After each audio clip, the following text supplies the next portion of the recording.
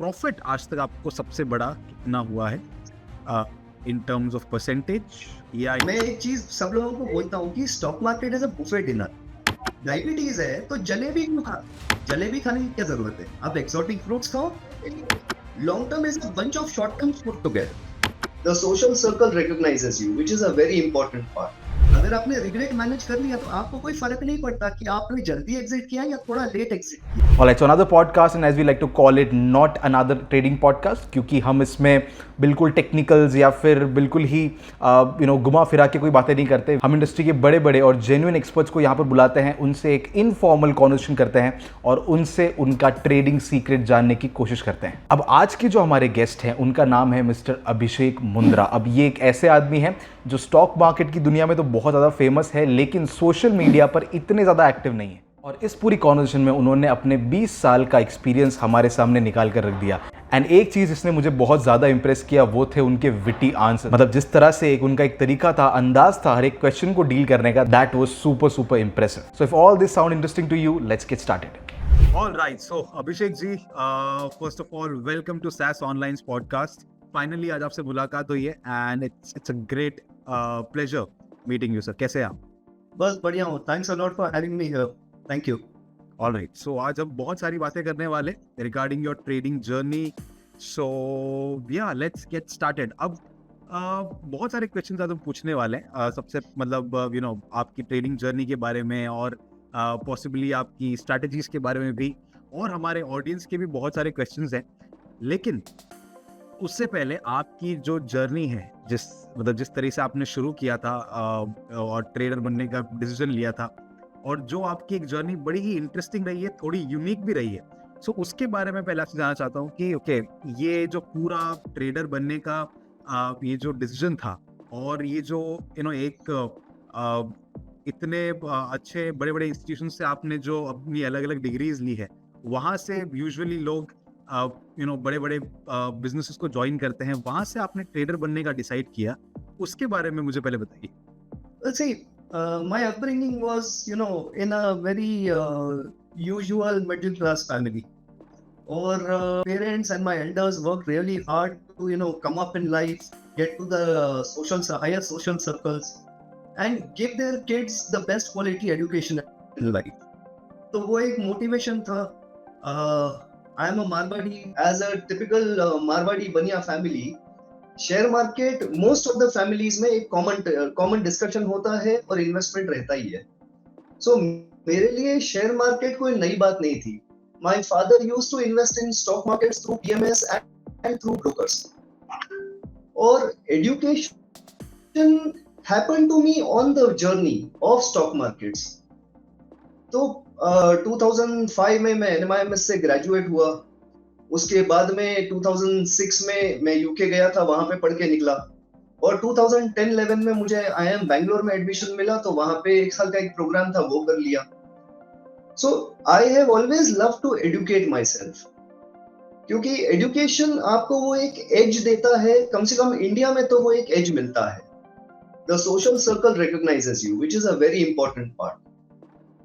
रही share market की बात, तो एनएमआईएमएस की लाइब्रेरी में सबसे पहली 2 किताबें जो मेरे हाथ लगी वो थी इंटेलिजेंट इन्वेस्टर और technical analysis of financial markets, John Murphy वाली। और I was young, I was just 22-23, तो वो टाइम पे चार्ट्स और पैटर्न्स ये ज्यादा अच्छे से मैं रिलेट कर पाया। तो टेक्निकल एनालिसिस से शुरुआत हुई, और यूके था 1 साल, तो वहां पे फंडामेंटल एनालिसिस की बड़ी एक्स्ट्रा डिटेल हुई। ओके। तो ये कुछ बातें हैं जो मेरे ट्रेडिंग करियर में रही है। Education has been a part of. Right, but usually देखा गया है कि ये जो आईआईएम बैंगलोर और एनएमआईएमएस जैसे रेप्यूटेड इंस्टीट्यूशंस हैं, वहाँ से लोग या तो करोड़ों की जॉब ले लेते हैं, या फिर अपना $1 मिलियन स्टार्टअप शुरू कर लेते हैं। तो और टेक्निकल एनालिसिस जो देखा गया है कि जो लोगों को फंडामेंटल समझ में नहीं भी आते हैं, उनको एक बार टेक्निकल्स का थोड़ा बहुत आइडिया तो लग जाता है, राइट? मतलब इट्स कंपैरेटिवली इट्स इजियर कि आप चार्ट पैटर्न्स को और बाकी जो टेक्निकल्स हैं, सपोर्ट रेजिस्टेंसेस हैं, इन सबको आप आइडेंटिफाई कर पाओ even if you don't have any idea about fundamentals. आज तक ऐसा देखा गया है। सो मेरा भी यही एक मतलब जब मैं आपके बारे में जान रहा था तब यही लगा कि इतने बड़े इंस्टीट्यूशन से आके एक ट्रेडर बन जाना, एक ट्रेडर की लाइफ जीना विच इज अपने आप में एक काफी एक लोनली जर्नी है। बिकॉज IIM से आप इतने सारे लोगों, इतने सारे इंस्पायरिंग लोगों से मिलकर आए हैं एंड वहां से फिर आप एक रूम के अंदर या एक ऑफिस के अंदर बैठकर सिर्फ बाय एंड सेल बटन और एनालिसिस कर रहे हैं। Don't you think it's like very contradictive? ये एक तरह से थोड़ा सा डिफिकल्ट है और अलग है। नहीं देखो, शेयर मार्केट का शौक तो हमेशा से ही था मुझे, तो share market was always there in my life and it was like I got the opportunity to study at these institutes. I just went in and studied. I had the capital, the family backing was there, तो जाके पढ़ाई कर ली। और ऐसी जगहों से पढ़ाई करने में एक बहुत बड़ा फायदा होता है, आपको नेटवर्क बहुत अच्छा मिलता है। रही आपने पूछा मेरे से वो स्टार्टअप्स वाली बात, तो मैं आपको बताऊं 2010 में तो स्टार्टअप सिर्फ शुरू हो रहे थे। मैं तो 2004 में बाहर निकला था NMIMS से, तो वो टाइम पे the real game was in stock market, the real thing was in real estate. ये जो फ्लिपकार्ट है और ये जो नए नए स्टार्टअप थे, ये तो लेट 2010 में स्टार्ट हुए और वहां से अभी तक it has been a great journey for them. But for me, investing in stock market was a natural thing. तो यहाँ पे स्टॉक मार्केट में रहना मेरे लिए सबसे अच्छा। ऑलराइट, अब आपने बात की, आपने टेक्निकल सीखे, आपने फंडामेंटल्स भी सीखे, राइट? और ये लड़ाई बहुत टाइम से चली आ रही कि टेक्निकल्स बेटर है या फंडामेंटल्स। नाउ अब वो जो लोग आर्ग्यूमेंट करते हैं वो एक साइड की स्टोरी जानते हैं, या तो उन्होंने टेक्निकल्स पढ़े होते हैं तो टेक्निकल्स का फेवर करते हैं, या फंडामेंटल्स पढ़े होते हैं तो उसका फेवर करते हैं। अब I think you are a neutral person to ask this question to, कि which analysis is better, technicals better है या फंडामेंटल्स बेटर है? इस झगड़े को आज आप सॉल्व कर दीजिए प्लीज। बेस्ट पार्ट ये है कि स्टॉक मार्केट में कोई भी एक साइंस काम नहीं करता, कोई भी एक इंटरप्रिटेशन काम नहीं करता। टेक्निकल्स आपको बताता है कब एंटर करना है, कब एग्जिट करना है। फंडामेंटल्स आपको बताता है क्या चीज खरीदनी है, क्यों खरीदनी है, ये बात है। उसी के साथ में मैक्रोज आते हैं, ग्लोबल मैक्रोज है, जहाँ पे करेंसी है, कमोडिटीज है, दुनिया भर की चीजें हैं। आप एक बात समझिए कि फाइनली आपको ये सब चीजों को मिक्स करना पड़ेगा और तब जाके वो एक फ्रूट सैलेड बनेगा। वो जो फ्रूट सैलेड होता है उसी में से निकलती है स्टॉक मार्केट की एंट्री एग्जिट की आइडियाज, कौन से स्टॉक्स खरीदने हैं, कौन से नहीं खरीदने हैं। So you need a mix of everything.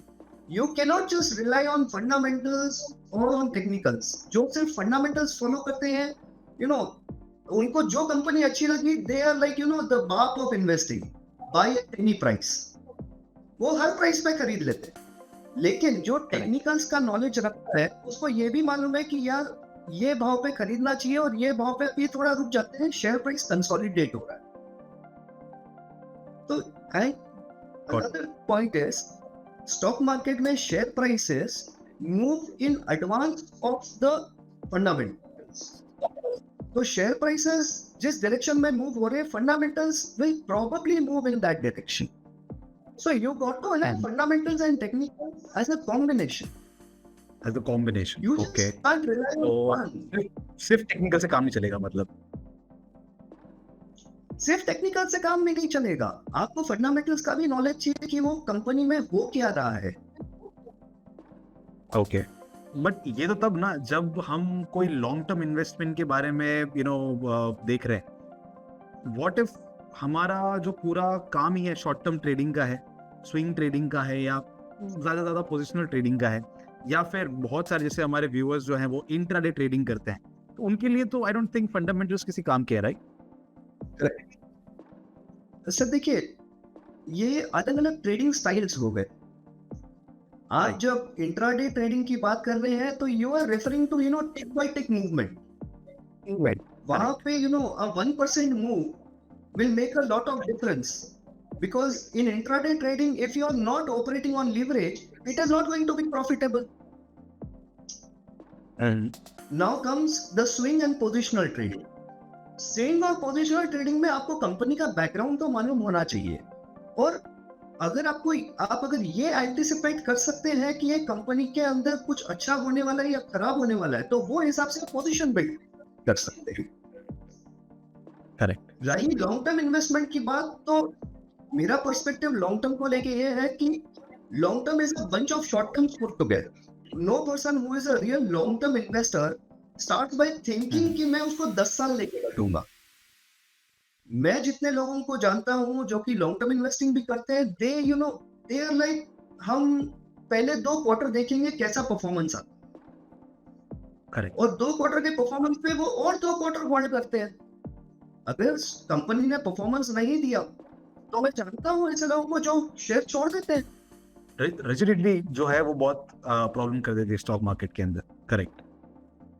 अब जब आपने बात की अगर आप उसी की बात कर रहे हैं, ट्रेडिंग एंड इन्वेस्टिंग की हम बात कर रहे हैं, जो लॉन्ग टर्म इन्वेस्टिंग है और ट्रेडिंग है, सो मैंने देखा है कि आप इसमें ज़्यादा डिफ्रेंशिएट नहीं करते कि भाई आप ये मैंने देखा है। एंड इसका सबसे पहले तो बेसिस क्या है और इसका एक्चुअल मतलब क्या है? मतलब मैं तो चलिए ठीक है, मैंने आपसे बात की थी, बट बाकी जो हमारे व्यूअर्स हैं उनके लिए भी एक थोड़ा सा इसका रेफरेंस क्लियर कर दीजिए कि डिफरेंशिएट ना करेंगे क्या मतलब। अंश, देखो एक बात समझो, लॉन्ग टर्म और शॉर्ट टर्म एक्चुअली टैक्सेशन है। मैंने जैसे अभी बताया कि long term investing is actually a bunch of short terms put together. तो लेट्स गो बाय एग्जांपल। मैंने अभी रिसेंटली एक शेयर खरीदा था और ये सोचा था कि ये मेरे को अगर साल में 25% बढ़ गया तो मैं खुश रखूंगा। अब हुआ ये कि ये बढ़ गया 2.5x इन 2 months। मैंने सोचा था 25% पर एनम मिलेगा और वो चढ़ गया 2.5x इन 2 months। मैंने वो शेयर छोड़ दिया। उसमें लॉन्ग टर्म में क्या हो रहा है वो बाद में स्टडी करेंगे, लेकिन अगर मेरे एक्सपेक्टेशन से अगर बहुत ज्यादा कोई चीज अगर चल रही है तो पहले मैं बैठ के प्रॉफिट बुक करके एक बार ये जानने की कोशिश करता हूँ इसमें हुआ क्या, क्योंकि ऐसा तो कुछ हुआ नहीं जिसकी वजह से अचानक शेयर प्राइस बढ़ना चाहिए था। तो ये मेरे साथ होता है। आप देखिए पिछले 2 साल में पीएसयू स्टॉक्स के साथ क्या हुआ। 2012 या 13 से लेके 2022 तक पीएसयू सेक्टर में स्टॉक्स चले ही नहीं। वो डिविडेंड देते थे, उनका बिजनेस बढ़ रहा था, कैश फ्लो थे, सब कुछ अच्छा था, लेकिन शेयर प्राइस चलने में तैयार नहीं। और 2022 के बाद में जो ये शेयर्स चले हैं पीएसयूज के, किसी ने इमेजिन थोड़ी नहीं किया था। आपको क्या लगता है जिसने 2015 में बीपीसीएल, एचपीसीएल, कोल इंडिया, एनएमडीसी ये खरीदा था, उसको मालूम था कि 2023 या 22 में चलने वाले हैं? Got it. अब जैसे आपने मुझे कहा कि 2.5x आपको मिल गया और आपने एग्जिट कर दिया, बट एक ये भी तो लाइन बहुत सुनने मिलती है मार्केट में कि cut short your losses and let your profits run. So why not hold the 2.5x so that ये 25x या 250x बन जाए? देखो अब ऐसा है ना कि ये जो पर्टिकुलर चीज है ना, इसमें छुपा हुआ है हर आदमी का रिस्क और रिटर्न के साथ में जो केमिस्ट्री है। If you are an intraday trader, you would be happy with a 5% move in a day. But if I'm a positional trader and if I get a 2.5x move in 2 months, why wouldn't I book it? And that too on significant quantity. ऐसा नहीं है कि कोई छोटी मोटी quantity पे था, अच्छी खासी क्वांटिटी पे आया। तो जब गेम बहुत बड़ा आ जाता है तो एक बार का बुक करो एंड थैंक यू और गुड लक। क्योंकि मुझे ये नहीं मालूम है कि ये वहां 2.5x जाने के बाद में ये 1x हो जाएगा वापस या 5x हो जाएगा, ये मुझे भी नहीं मालूम है। सर आप जैसे एक्सपर्ट्स को ही मिलते हैं ऐसे 2.5x और 5x वाले स्टॉक, हमको तो पता नहीं, मिलते ही नहीं है। खैर बट मैं एक और चीज आपसे जानना चाहता था कि आप अपने आप को एज अ फैमिली ट्रेडर बोलते हैं। यस, फैमिली ऑफिस है। हाँ, सो इसका क्या मतलब हुआ? फैमिली ट्रेडर का क्या मतलब हुआ? सर, फैमिली ऑफिस होता है। फैमिली ऑफिस बेसिकली जो परिवार में पैसा होता है उसी को मार्केट में मैनेज करना, that is the family office. यहाँ पे बहुत सारी चीजें होती है, with respect to asset allocation भी होता है। तो हम कौन से एसेट में कितना पैसा एलोकेट कर रहे हैं वो भी इम्पोर्टेंट है। सो there are lots of details with respect to even income tax, जिसको Right. देखना जरूरी होता है, because taxation is a reality and I like to pay taxes, क्योंकि 10% और 15% tax है, the alpha is actually built into this whole taxation system. So that is how the family office works. My family office works. Alright sir, अब मुझे एक चीज आपसे ये भी जाननी थी कि आपने काफी सारे मार्केट के बूम देखे हैं, 2-3 क्रैशेस भी देख लिए हैं, आपका लगभग 20 साल से ज्यादा का एक्सपीरियंस है स्टॉक मार्केट में। तो मुझे ये जानना था कि आपका जो सबसे बड़ा ड्रॉ डाउन था या आज तक का सबसे बड़ा लॉस था वो कितना हुआ है, उसकी क्या क्वांटिटी थी, कितने अमाउंट का था? और ये मेरा क्वेश्चन नहीं, ये हमारे ऑडियंस का क्वेश्चन है कि भाई आप इतने बड़े बड़े ट्रेडर्स को लेकर आते हैं, सक्सेस स्टोरी हर कोई बताता है, लेकिन लॉस की स्टोरी बताओ ना, उससे थोड़ा रिलेट कर पाएंगे, राइट? तो सबसे बड़ा लॉस कितने अमाउंट का हुआ है, कितने परसेंटेज का हुआ? देखो, मेरा जो सबसे बड़ा लॉस हुआ था वो actually it was a loss of time, because Okay. एक कंपनी जो कि स्मॉल कैप थी उसके शेयर्स में मैंने बहुत बड़ा एक्सपोजर बिल्ड कर लिया था। मैंने बिल्ड किया था धीरे धीरे, लेकिन वो कंपनी का शेयर चला ही नहीं। मतलब मैं बैठा रह गया, सिर्फ वेट कर रहा था ये कब चलेगा। इसमें एक्चुअली 7 साल निकल गए। 7 साल तक वो कंपनी का शेयर चला ही नहीं और मेरा काफी बड़ा पैसा उसमें लगा हुआ। तो मतलब कभी कभी रियली रात को भी नींद खुल जाती थी कि भाई इतना बड़ा पैसा लग गया, ये कंपनी का शेयर चलेगा या नहीं चलेगा। मतलब जाके वो कंपनी के प्रमोटर से मिलना, एनालिस्ट से मिलना, वो सब काम मैंने कर लिया, उसके बावजूद भी शेयर प्राइस ना चला।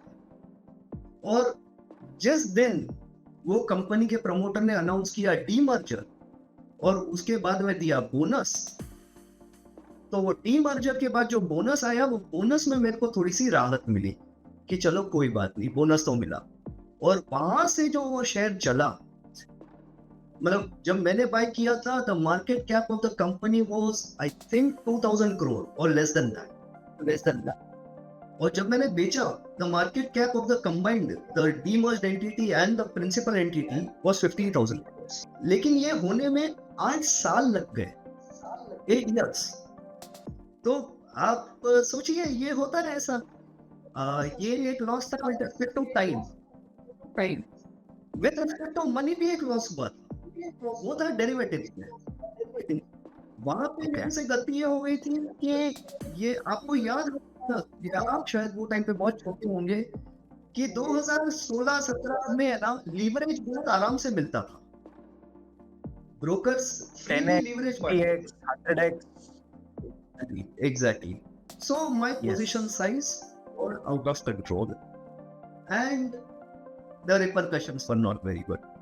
लेकिन उसमें हुआ ये कि जो वो लॉस था, it was like I just lost the last finger of my left hand. बस.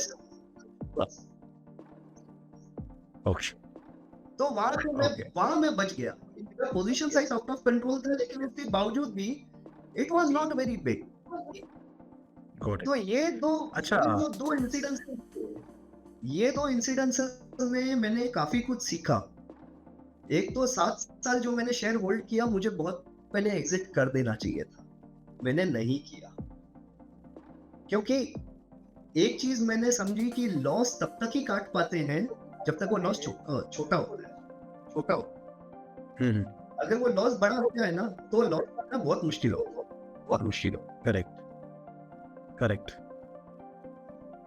आपकी साइकोलॉजी आपके साथ खेलने लग जाती है, आपकी पोजीशन साइज जब इतनी बड़ी होती है, आपके जितने भी रटे रटाए रूल्स हैं, सब कुछ एक साथ घूमने लगता है।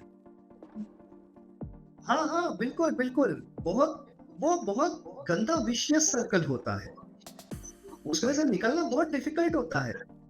अब आपने जो ये स्टोरी सुनाई थी अभी जिसमें 7 साल 8 साल लगे उसकी कैपिटल को बड़ा होने, आपने एक चीज कही कि आप प्रमोटर से मिल के आए, आप कंपनी के एनालिस्ट से मिल के आए, तो कितनी बड़ी पोजीशन साइजिंग थी आपकी, मतलब क्या क्या क्वांटिटी थी, क्या अमाउंट था जिससे आपने इन्वेस्ट किया इतना बड़ा? Well, it was 25% of my portfolio. 25%? बाप Of the portfolio at that time. Okay, अच्छा, फिर भी इट मेक सेंस कि रात की नींद की उड़ी। Exactly. तो पोजीशन साइजिंग अगर आपकी आउट ऑफ कंट्रोल हो जाए तो it is going to cause lot of damage. So जैसे कि आपने बताया कि आपने फ्यूचर्स के अंदर एक बहुत डेरिवेटिव्स के अंदर एक बहुत बड़ी पोजीशन ले ली थी एंड उसकी वजह से आपको एक एक बड़ा लॉस देखने को मिला। उसके बाद मैंने ये सुना है कि आपने अपना जो पूरा पोर्टफोलियो है उसको 100% या ऑलमोस्ट 95% 98% कैश का कर दिया है। इज दिस ट्रू या ये सिर्फ इंडस्ट्री में बातें फैल रही है? It is true. It is true for two reasons. जो फर्स्ट रीजन है वो विद रिस्पेक्ट टू लिवरेज है, लेकिन अभी 2 साल पहले सेबी के जो रूल्स आए उसमें leverage is out of the system. मतलब आपको ब्रोकर ही लिवरेज नहीं देगा, आप काम कैसे करोगे? But the second reason is more important कि जो एफएनओ का जो प्रॉफिट होता है that is considered to be business income and it is taxed at 35% plus, और उसके सामने शॉर्ट टर्म कैपिटल गेन और long term capital gain is 15% and 10% respectively. Okay, but मतलब डेरिवेटिव्स का ये जो टैक्स रेट है जस्टिफाइड भी तो है, क्योंकि अगर आप मान लीजिए 5 गुना का लेवरेज ले रहे हैं, अगर आप फ्यूचर पोजीशन में बनाते हैं एक तरह से it is 5 times leverage, right? और अगर वहां पे आपने कोई भी प्रॉफिट कमाया तो अगर आप 10% शॉर्ट टर्म कैपिटल गेन्स के ऊपर दे रहे हैं तो आइडियली तो आपको लेवरेज के बाद 50% देना चाहिए, बट उसकी जगह आप 35 ही दे रहे हैं, तो वो तो जस्टिफाइबल नहीं लगता आपको? देखो ऐसा है कि it's about actually personal experience. I be very honest, तो जो मेरा एक्सपीरियंस रहा है उसमें मुझे ये समझ में आया कि कैश मार्केट में मैं ज्यादा सैनिटी के साथ काम कर पाता और ऑप्शन से थोड़ा सा दूर रहता हूँ, क्योंकि पहली बात है कि जो इंडेक्स ऑप्शंस हैं उसमें सबसे ज्यादा ट्रेड होते हैं, तो वॉल्यूम्स और डेप्थ वहां सबसे ज्यादा है। लेकिन इंडेक्स ऑप्शंस में एक प्रॉब्लम है कि वोलेटिलिटी कभी-कभी बहुत आउट ऑफ कंट्रोल हो जाती है। तो वो जो गामा स्पाइक्स आते हैं उसको कंट्रोल करना बहुत मुश्किल है। वो कैसे कंट्रोल करोगे आप? Correct. So that is the reason. Option seller हो, देखो आप अगर ऑप्शन बायर हो तो आप पैसा बनाओगे या नहीं बनाओगे वो पता नहीं, because option is decaying. Option का जो थीटा है वो डीके होता जा रहा है, प्राइस डीके हो रहा है। और ऑप्शन अगर आपने शॉर्ट कर दिया और आपको अगर एक भी गामा स्पाइक मिल गया तो काफी आपकी लॉस की बुक बनाने के लिए। करेक्ट। बेस्ट पार्ट ये है कि स्टॉक मार्केट में कोई भी एक साइंस काम नहीं करता, कोई भी एक इंटरप्रिटेशन काम नहीं करता। टेक्निकल्स आपको बताता है कब एंटर करना है, कब एग्जिट करना है। फंडामेंटल्स आपको बताता है क्या चीज खरीदनी है, क्यों खरीदनी है, ये बात है। उसी के साथ में मैक्रोज आते हैं, ग्लोबल मैक्रोज है जहाँ पे करेंसी है, कमोडिटीज है, दुनिया भर की चीजें हैं। आप एक बात समझिए कि फाइनली आपको ये सब चीजों को मिक्स करना पड़ेगा और तब जाके वो एक फ्रूट सैलेड बनेगा। वो जो फ्रूट सैलेड होता है उसी में से निकलती है स्टॉक मार्केट की एंट्री एग्जिट की आइडियाज, कौन से स्टॉक्स खरीदने हैं, कौन से नहीं खरीदने हैं। So you need a mix of everything. You can not just rely on fundamentals और ऑन टेक्निकल्स। जो सिर्फ फंडामेंटल्स फॉलो करते हैं, उनको जो कंपनी अच्छी लगी, दे आर लाइक द बाप of investing, by at any price. वो हर प्राइस पे खरीद लेते हैं। लेकिन जो टेक्निकल्स का नॉलेज रखता है उसको ये भी मालूम है कि यार ये भाव पे खरीदना चाहिए और ये भाव पे भी थोड़ा रुक जाते हैं, शेयर प्राइस कंसोलिडेट हो रहा है। तो another point is stock market में share prices move in advance of the fundamentals. तो शेयर प्राइसेस जिस डायरेक्शन में मूव हो रहे हैं, fundamentals will probably move in that direction. So you got to have fundamentals and technical as a combination. As a combination, You okay. just can't rely on one. सिर्फ technical से काम नहीं चलेगा मतलब। ऑप्शंस में क्या होता है कि स्टॉक ऑप्शंस में स्प्रेड होता नहीं है।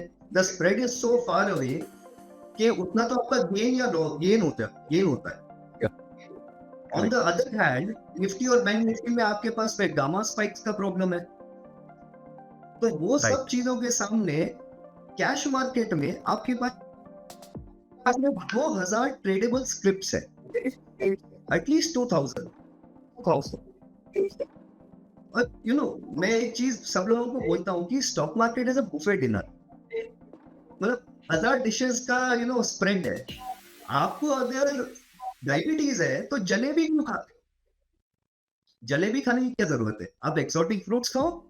अब बात करते हैं जरा प्रॉफिट्स की, कि चलो लॉस तो आपने देख लिया, एंड एक आपने जैसे कि कहा कि एक टाइम वाला बहुत लॉस हुआ आपको, और एक दूसरी तरफ आपको अपनी पोजीशन साइजिंग थोड़ी बड़ी हो गई थी, उस वजह से डेरिवेटिव्स में लॉस हुआ।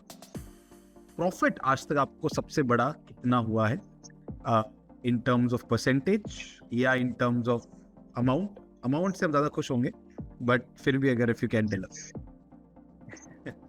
नहीं, मैं अमाउंट तो डिस्क्लोज नहीं कर पाऊंगा, but in terms of percentage it's been a 20x that has been my biggest profit। मतलब ऐसा नहीं है कि बहुत छोटी सी 1000 शेयर की पोजीशन लेके उस पर 20x बनाया। I am not referring to that.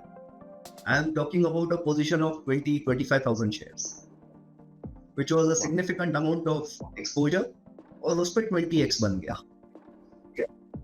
लेकिन और उसको ये इसका भी ड्यूरेशन लगे 4 साल। 4 साल, उसको भी 4 साल लगे। ओके, बट 4 साल में 20x 2000% रिटर्न। सर बनता है पीएसयू में। सर 2 साल में पीएसयू 10x बना के दे रहे हैं। अब 4 साल में 20x कौन सी बड़ी बात हो गई? See, नाउ इट आप एक मेक्स बात सेंस कि आप समझिए। फ्यूचर्स एंड ऑप्शन से क्यों दूर हैं, जब आप कैश के अंदर इतना रिटर्न कमा रहे हैं। I don't think futures and option से भी शांति से इतना बड़ा रिटर्न आ सकता है। Exactly. So you yourself are a F&O trader. You know what I am saying. मतलब ऐसा नहीं है कि मैं कुछ नई बात बता रहा हूँ। तो ऑप्शन ट्रेडिंग के सामने cash market is a much better deal. And जिस तरह के रिटर्न्स की आप बात कर रहे हैं, डेफिनेटली अगर इन तरह के रिटर्न्स को आप देखते हैं और इनको आप अपने एनालिसिस में लाते हैं, तो डेफिनेटली ये एक काफ़ी एक तरह से सेफर, और मतलब सेफ तो नहीं कह सकते, अब स्टॉक मार्केट में nothing is safe, but at least थोड़ा सा पीसफुल तरीका है अच्छे रिटर्न्स कमाने का। I think you can agree on that. I completely agree on that. देखिए, मेरा बहुत सिंपल फंडा है। अपनी एक्सपेक्टेशंस को मैं लो रखता हूँ और मेरे टाइम फ्रेम को मैं बढ़ा देता हूँ।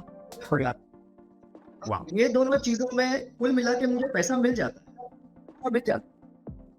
ये वाली लाइन भी अगर किसी ने आपसे समझ ली इस पूरे पॉडकास्ट के अंदर कि keep your expectations low and keep your time frame big, तो this can be a great takeaway from this podcast for sure. अपनी एक्सपेक्टेशंस को कम रखो। मैं आपको अभी शुरुआत में हमने डिस्कस किया था, I was expecting 25% return per annum, correct, और 2.5x हो गया 2 महीने में। तो it made all the sense to exit and take home the profits. Right. अब जब इतना आप साइकोलॉजिकल चीजें आप बता ही रहे हैं कि how things actually happen in stock market and cash से भी आप कैसे रिटर्न्स कमा सकते हैं, किस तरह से आपने बनाए हैं, तो अब थोड़ा सा ये भी बता दीजिए कि व्हाट आर दोस क्राइटेरियाज जिसके बेस पर आप ऐसे 2.5x या 20x वाले जो स्टॉक्स हैं इनको सेलेक्ट करते हैं। मतलब there are more than 4500 stocks जिसकी हम बात करते हैं, उसमें ज़्यादा लिक्विड नहीं है बहुत सारे, लेकिन जिनको भी आपने सेलेक्ट किया है या करते हैं, what are those criterias and what are those things जिसको आप सबसे पहले किसी कंपनी के नजरिए, मतलब अगर फंडामेंटल्स चेक करते हैं तो like is the company profitable या अचानक से प्रॉफिटेबल हुई है या डेट फ्री हुई है, कुछ कॉमन चीजें हैं जो लोग देखते हैं। टेक्निकल्स के बेसिस पे लोग बॉटम फॉर्मेशंस देखते हैं, अलग अलग इंडिकेटर्स को देखते हैं? What are your criterias? देखिए, मैंने अभी शुरुआत में ये बताया था कि कोई भी इन्वेस्टमेंट जो होता है उसकी शुरुआत ऐसे नहीं होती है कि मैं 2000% इसमें एक्सपेक्ट कर रहा हूँ। मुझे नहीं मालूम है कि इसमें कितना रिटर्न बनने वाला है, टू बी वेरी ऑनेस्ट, मुझे पता नहीं है।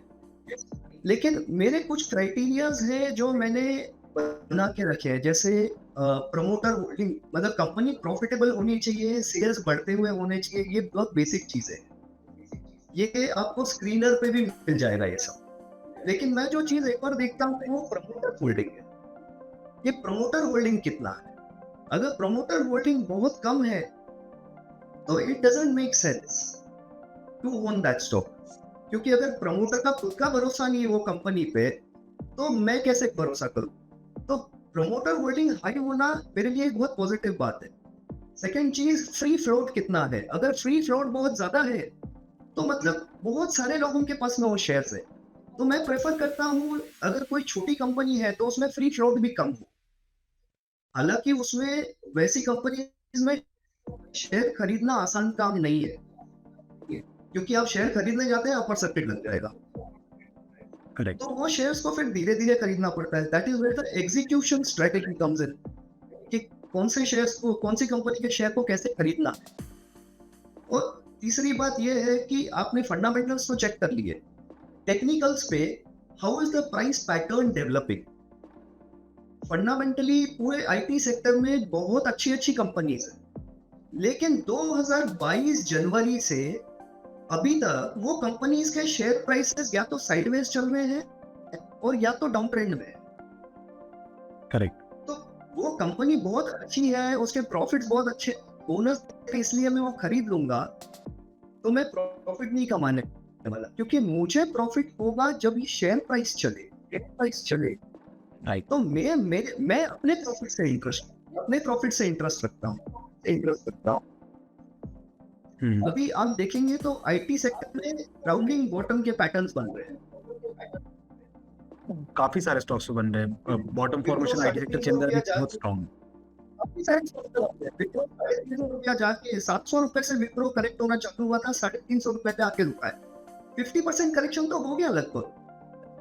करेक्ट। उसके बाद में वहां से राउंडिंग बॉटम का पैटर्न जो चालू हुआ है वो अभी जस्ट चल रहा है।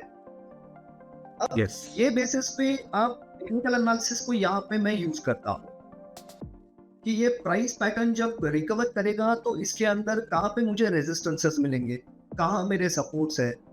चैनल्स के थ्रू मालूम पड़ता है कि एक अप्रोक्सीमेशन मिलता है कि ये चैनल के थ्रू इसका टारगेट प्राइस क्या हो सकता है, क्या हो। और मेरा जो एक्सपीरियंस रहा है उसमें मुझे इस चीज का कॉन्फिडेंस है कि जैसे जैसे शेयर प्राइस और वैल्यूएशन इंप्रूव होता है वैसे वैसे फंडामेंटल्स भी इंप्रूव होने लग जाते, because share price is moving in advance of fundamentals unless it is shock और सरप्राइज। रशिया ने अटैक कर दिया यूक्रेन पे तो पूरे ग्लोबल मार्केट्स में 10% नीचे आ गए, तो that was a matter of shock. अब कभी अगर ऐसे शॉक आते हैं तो वो शॉक में आपको खरीदना है या रुकना है। This is what my experience has taught me, कि वो शॉक में मैं एक बार वहां रुका था कि ये यू टर्न मारने दो इस। और दूसरा शॉक अभी लगा था अपने को 4 जून को। तो अब 4 जून की कहानी मैं आपको बताता हूँ कि 2004 का इलेक्शन मैंने देखा था। वो टाइम पे India shining was the theme, बहुत बड़ी थीम थी। वाजपेयी आने वाले थे फुल मेजोरिटी से, ये एक्सपेक्टेशन था। मार्केट ने वो प्राइस कर लिया, कांग्रेस आ गया। मार्केट को चाहिए गवर्नमेंट की स्टेबिलिटी। गवर्नमेंट अनस्टेबल हो गई, 2 लोअर सर्किट लगे। और बिलीव मी, ये बार भी जब इलेक्शन में मैं पॉलिटिक्स को भी बहुत ध्यान से थोड़ा स्टडी करना, मेरे को शौक है स्टडी करने का कि कौन क्या बोल रहा है, उसका क्या मतलब है, पब्लिक को उसका क्या इफेक्ट आ रहा है। तो बिलीव मी 2024 ये इलेक्शन अनाउंस होने के 2 महीने पहले से मुझे लग रहा था कि ये जो इस बार वाइब्स आ रही है ना वो 2004 वाली वाइब्स आ, कि वोलेटिलिटी Right. बहुत ज्यादा होने वाली है। एंड जिस दिन 4th ऑफ जून को जब काउंटिंग खत्म हो रही थी, मार्केट बंद होते होते वो 8% नीचे गया ऑलमोस्ट सर्किट लगने वाला था। और वो टाइम पे हाँ लोअर सर्किट लगने वाला था। 5% का लोअर सर्किट 11 या 11:30 बजे बन जाता है तो बंद होता है मार्केट 45 मिनट्स के लिए, तो वो अवॉइड हो गया, वो नहीं लगा। और 1 बजे के बाद में there is no market closure, तो आप देखेंगे 8% नीचे गया। अगले दिन जब ये कंफर्म हो गया कि बीजेपी को लगभग मेजोरिटी मिल जाएगी, वो टाइम पे सुबह सुबह आके मैंने बाय किया। तो ये मेरे को एक्सपीरियंस सिखाता। आप मुझे पूछेंगे कि इसमें क्या कैलकुलेशन बेटर, ऐसा क्यों किया, मेरे पास वो चीज का जवाब है। It is just a instinct experience है। करेक्ट। तो ये एक्सपीरियंस शेयर आप करते हैं? आपके पास कोई कोर्सेज वगैरह है? जैसे like there is every other trader जिनके अपने अपने कोर्सेज हैं। देखिए शेयर मार्केट में एक चीज है ना, मेरे दोस्तों को भी बोलता हूँ कि शेयर मार्केट सब लोग सीख सकते हैं, सिखा कोई नहीं सकता, राइट। क्योंकि सब लोग अपना अपना एक्सपीरियंस सिखाएंगे। लेकिन मेरा एक्सपीरियंस मैं आपको बता दूंगा, लेकिन वो एक्सपीरियंस को आप लाइव मार्केट में कैसे बिहेव करते हैं वो एक्सपीरियंस के साथ, वो मैं आपको उसका कंट्रोल मेरे पास नहीं है, वो आपको खुद को कंट्रोल करना होगा। करेक्ट। तो मैं सिर्फ मेरे दोस्तों के साथ में बात करता हूँ, जो कि मेरा हाई कॉन्फिडेंस सर्कल है, जहाँ से मुझे इन्फो भी मिलता है, जहाँ से मुझे एनालिसिस भी मिलती है। तो वो वहाँ पे मुझे सिखाने की जरूरत नहीं है। सर कैसे बनते हैं उस सर्कल का पार्ट? वो सर्कल का पार्ट मतलब ये ऐसे बहुत सारे सर्कल्स है। एक मैं IIM बैंगलोर से हूँ, तो वो एक सर्कल है। दूसरा I am from the Marwari community, तो बहुत सारे जो ब्रोकर्स है दे आर ईदर मारवाड़ीज और गुजरातीज। तो ये आपको सर्कल मिल जाता है। अब वो सर्कल में आपको कुछ लोग अच्छे मिल जाते हैं, and with experience you know कि किसको बात पे कितना भरोसा करना है। सो अब आपने ये भी देखा होगा कि 2018 के बाद 2020 के बाद, specially after like during the time of lockdown and after the corona, बहुत सारे नए ट्रेडर्स मार्केट में आए। अब आपने तो बुल रन्स देखे हैं, आपने मार्केट क्रैशेस देखे हैं, so you know the right time to buy at the bottom, so that जब बुल रन आए you can get those magnificent returns अलग अलग स्टॉक्स के अंदर। बट जिन लोगों ने ज्वाइन ही उस बुल रन के दौरान किया है, right, when the bull run was going on, तब वो पैसा डालना सीख रहे थे, या बाय ऑर्डर सेल ऑर्डर डालना सीख रहे थे, या उसके बाद अब जब जब मार्केट, बहुत सारे लोग बोल रहे हैं कि यूफोरिक लेवल पे है, ऑल टाइम हाइस के ऊपर है, तब जाके मार्केट में लोग एंटर कर रहे हैं। So what do you think कि उनके लिए ऐसी क्या स्किल्स होंगी जो उन्हें इस तरह के मार्केट में पैसा बनाने को हेल्प कर सकती है? देखिए जो सबसे बड़ी स्किल है वो ये है कि मार्केट में टाइम बिताना है। मार्केट में ये कोशिश नहीं करनी है कि कितना जल्दी रिटर्न बन जाएगा और कैसे बनेगा। अगर ये आप ढूंढने जाओगे तो कहीं ना कहीं क्या होगा, आप पोजीशन साइज अपनी बड़ी कर लो। आपको लगेगा कि मैं इसमें है ना 1000 शेयर खरीदने जगह 5000 शेयर खरीदूं तो मेरे को रिटर्न भी अच्छा मिलेगा। वैसे काम नहीं होता है। आपकी अगर कैपेसिटी है 1000 शेयर खरीदने की, तो शुरू करो 300 शेयर से। धीरे धीरे जैसे जैसे शेयर प्राइस ऊपर मूव होता है, अपनी पोजीशन को बड़ा करें। और position sizing, believe me, position sizing is the cornerstone of risk management.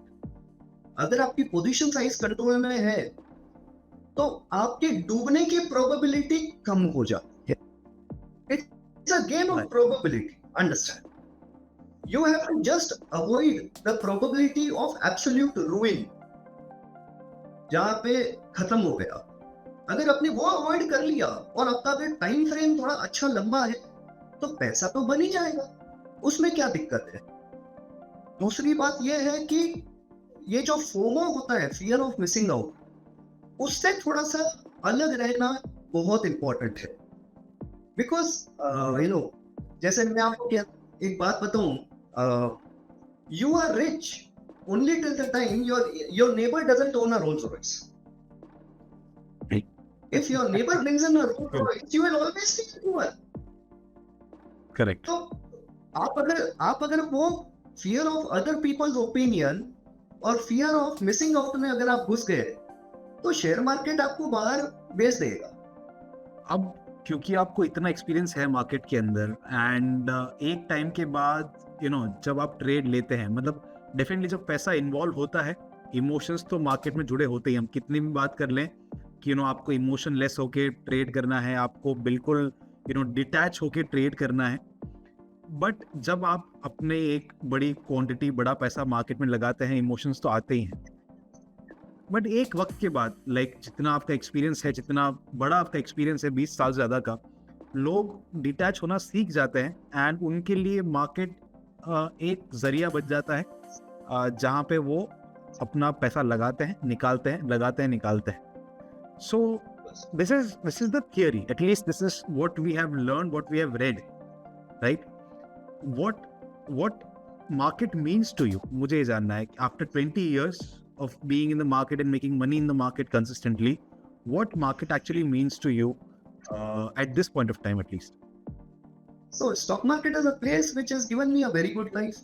It has given me stability. Continuously सीखने की मशीन है कि भाई कुछ ना कुछ नया ही हो रहा है। Share market is the place where you get instant feedback. इतना जल्दी फीडबैक कोई टीचर नहीं देता, ठीक है, जो शेयर मार्केट देता है। तो आपको सीखने मिलता है कि अगर आप एक स्ट्रक्चरल बुल रन में हो तो आपको सिर्फ अपने इमोशन मैनेज करना है। 5-7% का करेक्शन, 10% का करेक्शन आता रहेगा।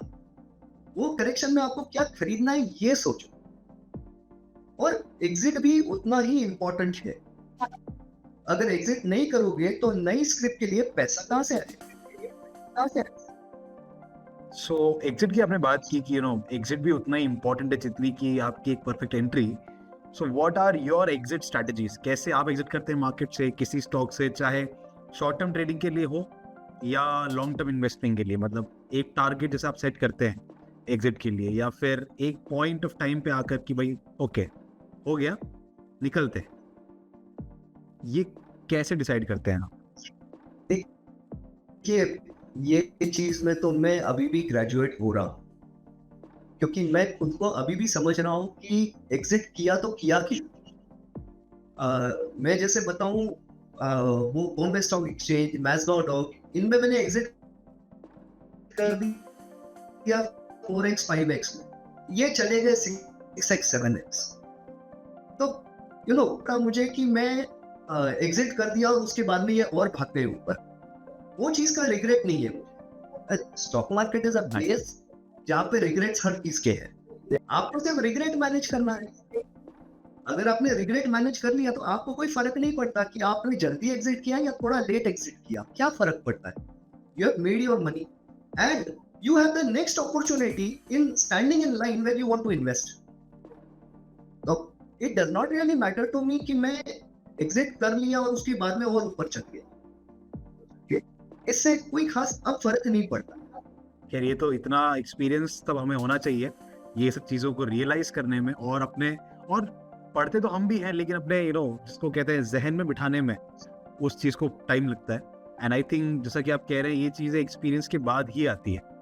बट जैसा कि मैंने नोटिस किया है, आपकी बहुत सारी चीज़ें जो हैं, बहुत सारे व्यूज़ जो हैं और बहुत सारे तरीके हैं ट्रेड करने के, वो थोड़े अनकन्वेंशनल हैं, थोड़े से अनकन्वेंशनल हैं। सो आपके कोई ऐसे कंट्रोवर्शियल व्यूज़ हैं, कंट्रोवर्शियल स्टेटमेंट्स हैं, या कंट्रोवर्शियल एक तरह से POVs, पॉइंट ऑफ व्यूज भी हम कह सकते हैं, अबाउट स्टॉक मार्केट, जो थोड़े से या तो जो नॉर्मल जनरल आइडिया चल रहा है मार्केट के बारे में उससे अलग हो, या नॉर्मल बिलीफ सिस्टम जो है मार्केट के बारे में उससे अलग हो? देखो, शेयर मार्केट है ना, सब लोगों को लगता है it is a place of logic and mathematics. Believe me, stock market is all about the wisdom of the crowds, and it is a illogical and chaotic place.